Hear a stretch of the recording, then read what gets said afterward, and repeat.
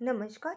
मैं अर्चना त्रिपाठी शुक्ला हिंदी लर्नर्स के YouTube channel पर आपका स्वागत करती हूँ। आज मैं आपको सिविल प्रक्रिया संहिता की धारा 36 से लेकर के धारा 38 तक बताऊंगी। इससे पहले की धाराएं हमने पहले की वीडियोस में बता चुके हैं, तो आप उन वीडियोस को देख लीजिए, उसको समझ लीजिए, उसके बाद आगे की धाराएं पढ़िए, जिससे कि क्या होगा कि आपको समझने में आसानी होगी। और यदि फिर भी कोई भी किसी भी प्रकार का डाउट रह जाता है तो आप कमेंट बॉक्स में जा कर के आप हमें कमेंट कर सकते हैं और आप जानकारी ले सकते हैं। या लॉ संबंधित किसी भी विषय पे, किसी भी टॉपिक पे आपको कोई भी राय चाहिए, कुछ भी समझ में नहीं आ रहा है, तो आप कमेंट बॉक्स में जा कर के कमेंट कीजिए और हम उसका प्रयास करेंगे कि हम आपको रिप्लाई दें। ठीक है।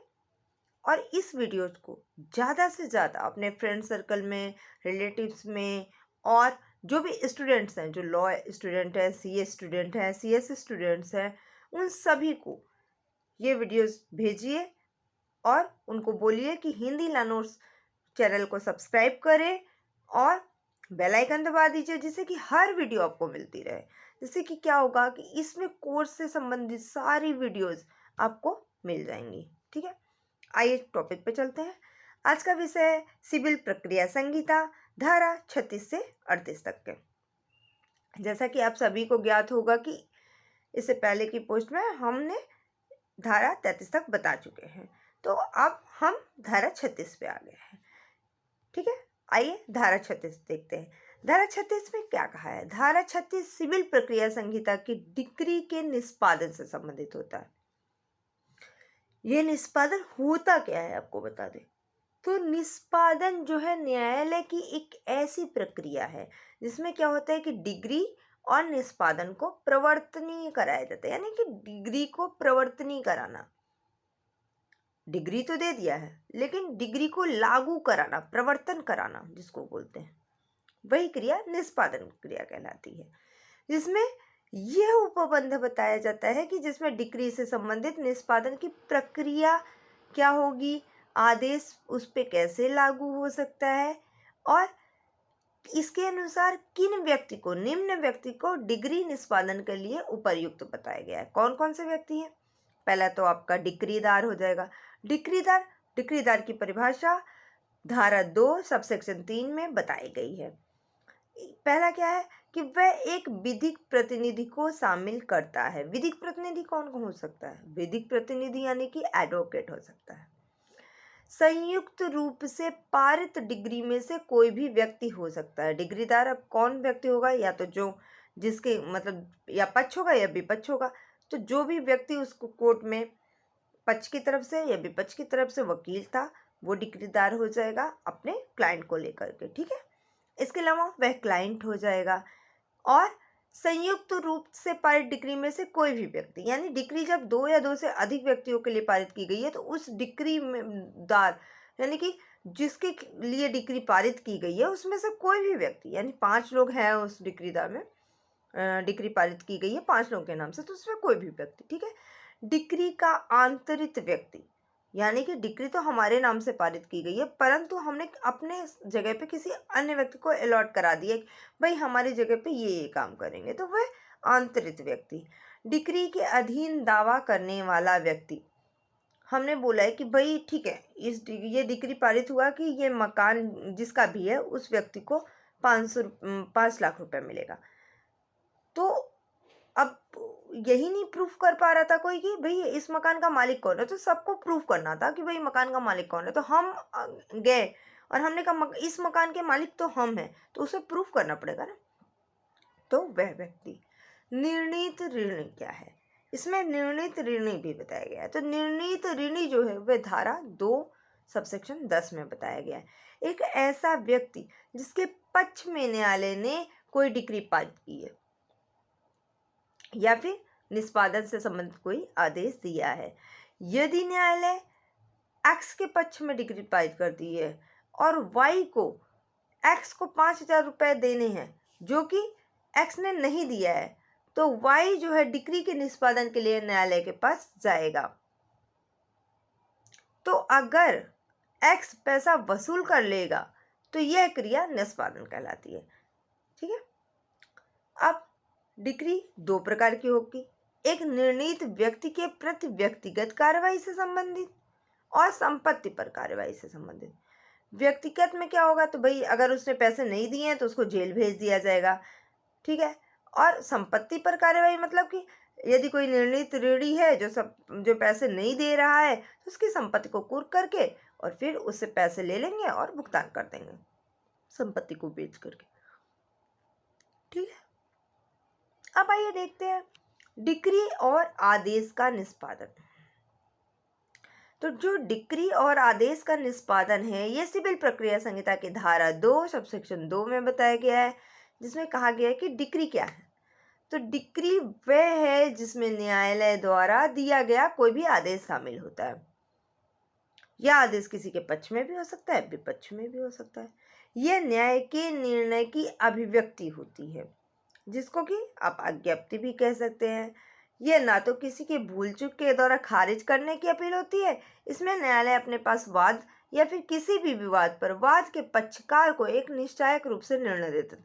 अगर हम सिंपल लैंग्वेज में सोचे तो कुछ भी नहीं है। न्यायालय ने क्या किया, हम दो पक्ष थे, न्यायालय ने क्या किया कि भाई एक निर्णय दे दिया कि जैसे मान लीजिए पैसे का लेन देन है, हमने आपसे 500 रुपये लिए थे और अब हमने कह दिया भाई मैं 500 रुपये नहीं देने वाली हूँ। तो आप इसके लिए न्यायालय के पास गए, न्यायालय ने कहा कि भाई हाँ तुमने 500 रुपये इस व्यक्ति से लिया था तो इसको दे दो, इस डेट तक इसको दे देना चाहिए। अब अगर हम पैसे नहीं देते हैं तो न्यायालय हमारे खिलाफ कार्रवाई करेगी। पहला कार्रवाई हमें जेल में डाल देगी, दूसरी कार्रवाई क्या करेगी, हमारी जो संपत्ति होगी उसको बेच करके पैसा वसूल करके उस सामने वाले व्यक्ति को यानी कि आपको दे देगी। यह इसमें बताया गया है। अब इसमें क्या कहा गया है कि कौन कौन से डिक्री को निष्पादन किया जा सकता है। तो प्रथम अधिकारिता वाले डिक्री का निष्पादन किया जा सकता है। यदि अपील की गई है तो अंतिम निर्णय की अपील को निष्पादन किया जा सकता है। डिक्री धारक बता दिया, ठीक है। इसके अलावा अब निष्पादन की क्रिया है तो डिक्रीदार यदि जीवित नहीं है तो उसके प्रतिनिधि के खिलाफ आप निष्पादन करा सकते हैं। डिक्रीदार यदि जीवित है तो उसके खिलाफ डिक्री का निष्पादन करा सकते हैं, ठीक है। अब ये हो गया कि डिक्री किसके विरुद्ध निष्पादन की जाएगी, तो यही है डिक्री में, ठीक है। धारा 36 में यही बताया गया है। आइए देख लेते हैं कि धारा 37 में क्या बताया गया है। तो धारा 37 के अंतर्गत डिक्री पारित करने वाले न्यायालय को परिभाषित किया गया है।